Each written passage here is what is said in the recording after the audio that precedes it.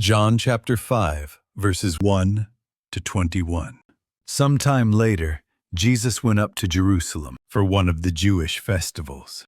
Now there is in Jerusalem, near the sheep gate, a pool, which in Aramaic is called Bethesda, and which is surrounded by 5 covered colonnades.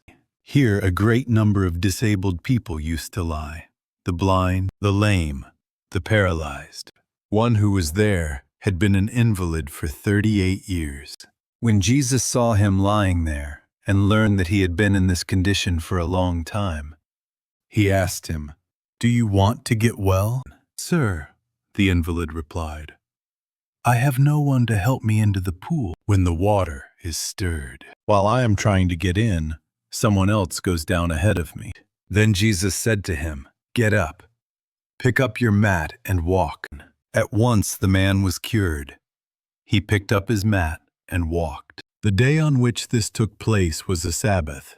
And so the Jewish leaders said to the man who had been healed, "It is the Sabbath. The law forbids you to carry your mat." But he replied, "The man who made me well said to me, 'Pick up your mat and walk.'"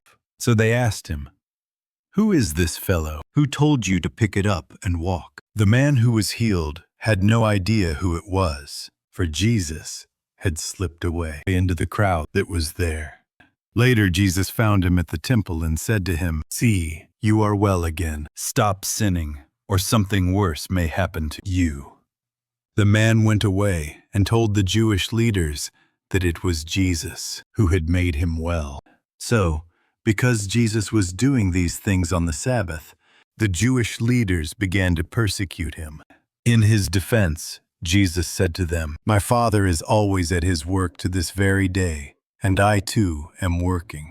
For this reason, they tried all the more to kill him. Not only was he breaking the Sabbath, but he was even calling God his own Father, making himself equal with God. Jesus gave them this answer, "Very truly I tell you, the Son can do nothing by himself.